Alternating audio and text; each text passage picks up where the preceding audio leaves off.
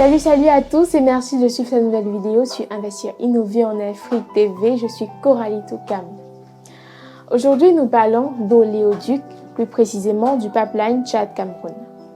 Selon le comité de pilotage et de suivi des pipelines, le pipeline Tchad-Cameroun a généré un droit de transit de 18,08 milliards de francs CFA au bénéfice du Cameroun entre le 1er janvier et le 30 avril 2022, contre près de 12 milliards de francs CFA au cours de la même période en 2021, soit une hausse de 4,23%.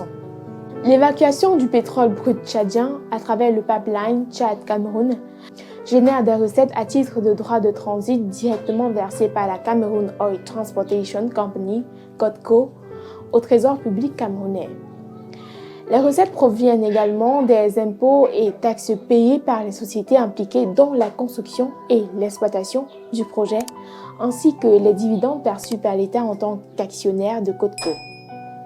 Et en parlant de sociétés d'exploitation, notons que depuis mai 2013, le comité de pilotage avait annoncé que la britannique Griffiths et la China Petroleum devraient également évacuer leur production au Tchad grâce au pipeline Tchad-Cameroun.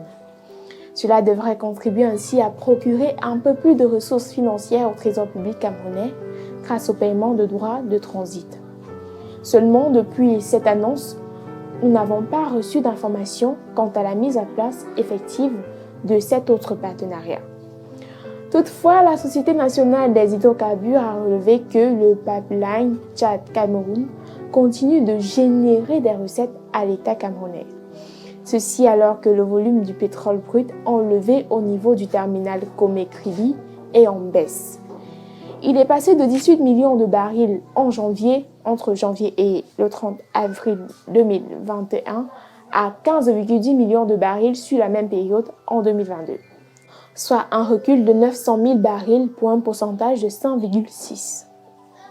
Le comité de pilotage n'explique pas comment 15,10 millions de barils ont généré plus de revenus au titre de droits de transit que 16 millions de barils.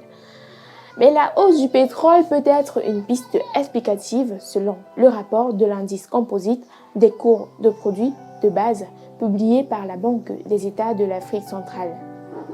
L'Institut d'émission des pays de la CEMAC, que sont le Cameroun, le Congo, le Gabon, le Tchad, la RCA et la Guinée équatoriale. Les cours des produits énergétiques ont progressé de 18,2% au cours du premier trimestre 2022 en raison d'une augmentation du prix du baril de pétrole de 23,4% et du gaz naturel de 3%. Autre information, les tarifs du pipeline ont été réajustés depuis son démarrage, notamment avec l'avenant signé le 29 octobre 2013. Ce dernier a relevé le taux de transit de 1,30 $ par baril, soit près de 795 francs CFA, contre 0,41 $ auparavant, soit un peu plus de 275 francs CFA.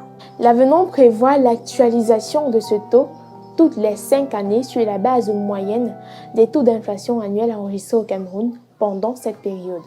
Sur cette base, le taux du droit de transit a été actualisé le 30 septembre 2018, passant de 1,30 $, soit près de 795 francs CFA, à 1,32 $ par baril, soit un peu plus de 807 francs CFA. Ce taux actualisé est appliqué sur les quantités de pétrole brut transitant par le terminal Komé-Kribi depuis octobre 2018 et ce jusqu'en septembre 2023, date de la prochaine actualisation du taux. Donc si la conjoncture est favorable à la prochaine date de révision, le prix du transit connaîtra une nouvelle augmentation, ce qui voudra bien sûr dire augmentation des recettes du commerce du Cameroun. Ceci bien que selon les prévisions des analystes de JP Morgan dans leur nouveau rapport, le prix du pétrole brut pourrait s'envoler à 150 $ en 2023, soit près de 92 000 francs CFA en raison de la capacité limitée de l'OPEP à augmenter sa production. Voilà, c'est tout pour cette vidéo. Merci de l'avoir suivi. Surtout, n'oubliez pas l'abonnement, le like et le partage. Et moi, je vous retrouve très vite sur Investir Innover en Afrique TV.